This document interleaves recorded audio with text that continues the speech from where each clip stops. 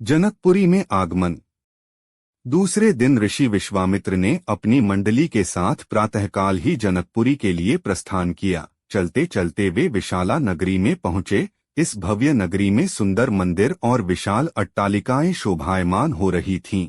वहां की बड़ी बड़ी दुकानें अमूल्य आभूषणों को धारण किए हुए स्त्री पुरुष आदि नगर की संपन्नता का परिचय दे रहे थे।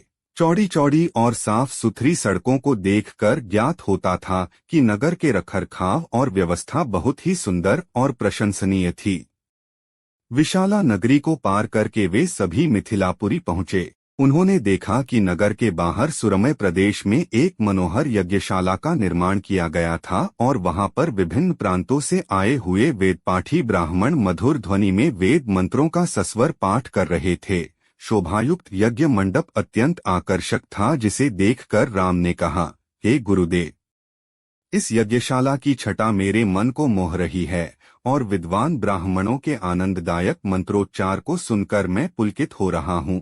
कृपा करके इस यज्ञ मंडप के समीप ही हम लोगों के ठहरने की व्यवस्था करें, ताकि वेद मंत्रों की ध्वनि हमारे मन मानस को निरंतर पवित्र करती रहे। जब राजा जनक को सूचना मिली कि ऋषि विश्वामित्र अपनी शिष्यों तथा अन्य ऋषि मुनियों के साथ जनकपुरी में पधारे हैं, तो उनके दर्शन के लिए वे राजपुरोहित शतानंद को लेकर यज्ञशाला पहुंचे। पाद्य अर्घ्य आदि से विश्वामित्र जी का पूजन करके राजा जनक बोले, हे महर्षि, आपने यहाँ पधार कर और दर्शन देकर हम लोगों को कृतार्थ कर दिया है।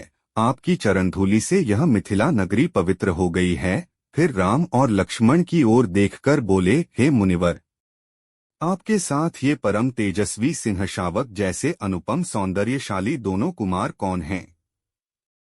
इनकी वीरतापूर्ण आकृति देखकर प्रतीत होता है मानो ये किसी राजकुल के दीपक हैं।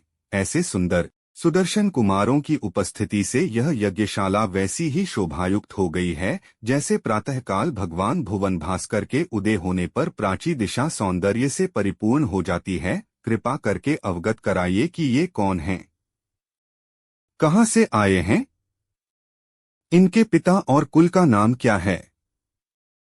इस पर ऋषि विश्वामित्र ने राजा जनक से कहा, हे राजन, ये दोनों बालक वास्तव में राजकुमार हैं। ये अयोध्या नरेश सूर्यवंशी राजा दशरथ के पुत्र रामचंद्र और लक्ष्मण हैं। ये दोनों बड़े वीर और पराक्रमी हैं।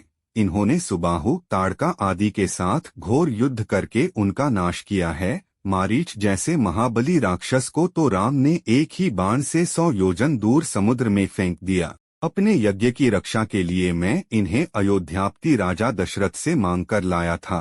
मैंने इन्हें नाना प्रकार के अस्त्र शस्त्रों की शिक्षा प्रदान की है। इनके प्रयत्नों से मेरा यज्ञ निर्विघ्न तथा सफलतापूर्वक संपन्न हो गया। अपने सद्व्यवहार, विनम्रता एवं सौहार्द से इन्होंने आश्रम में रहने वाले समस्त ऋषि मुनियों का मन मोह लिया है।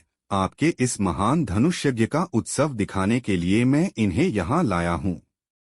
इस वृतांत को सुनकर राजा जनक बहुत प्रसन्न हुए और उन सबके ठहरने के लिए यथोचित व्यवस्था कर दिया।